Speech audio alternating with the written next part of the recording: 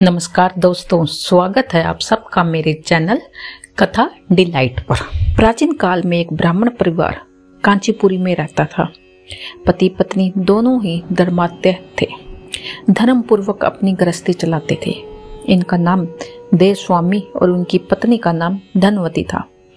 इनके 7 पुत्र थे और एक मात्र पुत्री थी जिसका नाम गुणवती था।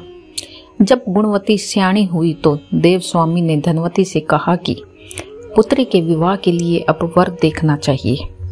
ब्राह्मण ने अपने छोटे पुत्र को बहन गुणवती की कुंडली दी और कहा कि ज्योतिषी से इनकी कुंडली दिखवा लाओ, जिससे गुणवती के विवाह की बात आगे चल सके। ज्योतिषी को कन्या की कुंडली दिखाई पड़ी। उसने बताया कि विवाह होते ही कन्या विधवा हो जाएगी। ज्योतिषी की यह बात जब ब्राह्मण परिवार को मालूम हुई तो वो बहुत ही दुखी हुए और इसका उपाय पूछा। ज्योतिषी ने बताया, हे ब्राह्मण, सिंहपल द्वीप में एक पतिव्रता महिला रहती है जिसका नाम सोमा धोबिन है। यदि कन्या की शादी से पहले सोमा अपने घर आकर पूजन करे, अपना आशीर्वाद दे तो यह दोष दूर हो जाएगा। ब्राह्मण ने अपनी पुत्री गुणवती को अपने सबसे छोटे पुत्र के साथ सिंह द्वीप भेज दिया। दोनों भाई बहन सागर किनारे पहुंचकर उसे पार करने के बारे में विचार करने लगे। जब समुद्र को पार करने का कोई रास्ता नहीं मिला तो दोनों भूखे प्यासे एक पीपल वृक्ष के नीचे आराम करने लगे। पेड़ पर घोंसले में एक गिद्ध का परिवार रहता था। उस समय घोंसले में सिर्फ गिद्ध के बच्चे थे। वह सुबह से भाई बहन की बातों और क्रियाकलापों को देख रहे थे। शाम के समय जब गिद्ध की माता बच्चों के लिए भोजन लेकर घोंसले में आई तो बच्चों ने पेड़ के नीचे लेटे भाई बहन की सारी कहानी अपनी माता को बताई। उनकी बातें सुनकर गिद्ध की माता को दोनों भाई बहनों पर बहुत दया आई और बच्चों से कहने लगी। उनसे कहा कि तुम लोग अब चिंता मत करो, मैं इन्हें सागर पार करवा दूंगी। बच्चों ने माता की बातों को सुनकर खुशी खुशी भोजन ग्रहण किया। गिद्ध की माता बच्चों को भोजन करवाकर दोनों भाई बहनों के पास आई और बोली, मैं आपकी समस्याओं को जान लिया है, आप चिंता मत कीजिए, आपकी समस्या का मैं निदान करूंगी और आपको सोमा धोबन के पास पहुंचा दूंगी।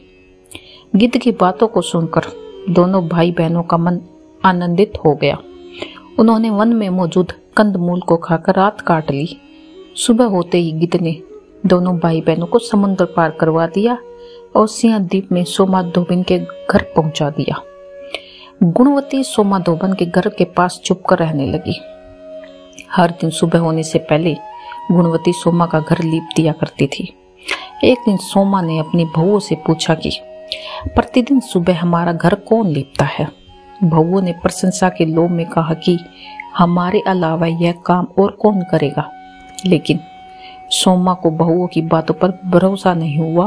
वह जानने के लिए पूरी रात जागती रही कि कौन है जो हर दिन सूर्योदय से पहले घर लीप जाता है। सोमा ने देखा कि एक कन्या उसके आंगन में आई और आंगन लीपने लगी। सोमा गुणवती के पास आई और उससे पूछने लगी, तुम कौन हो, क्यों हर सुबह मेरे आंगन को लीप कर चली जाती हो। गुणवती ने तब अपना सारा हाल सोमा से कह डाला। गुणवती की बातों को सुनकर सोमा ने कहा कि तुम्हारे सुहाग के लिए मैं तुम्हारे साथ चलूंगी। सोमा ने ब्राह्मण के घर जाकर पूजा किया, लेकिन विधि का विधान कौन टाल सकता है। गुणवती का विवाह होते ही उसके पति की मृत्यु होगी। तब सोमा ने अपने सभी पुण्य गुणवती को दान कर दिए। सोमा के पुण्य से गुणवती का पति जीवित हो गया, लेकिन पुण्यों की कमी से सोमा के पति और बेटे की मृत्यु हो गई। लेकिन सोमा ने अपना घर छोड़ने से पहले बहुओं से कह दिया था कि मेरे लौटने से पहले अगर मेरे पति और बेटों को कुछ होता है तो उनके शरीर को संभाल कर रखना। बहुओं ने सास की आज्ञा को मानकर सभी के शरीर को संभाल कर रखा। उधर सोमा ने सिंहलीप लौटते हुए रास्ते में पीपल के वृक्ष की छाया में विष्णु जी की पूजा कर 108 बार पीपल की परिक्रमा की। इसके पुण्य के प्रभाव से सोमा के घर लौटते ही उसके पति और बेटे दोनों ही जीवित हो गए। इसलिए व्रत करने वाले व्रतियों को यह कथा सुनकर पीपल की 108 बार परिक्रमा जरूर करनी चाहिए और भगवान विष्णु सहित शिव जी की भी पूजा करनी चाहिए। धन्यवाद।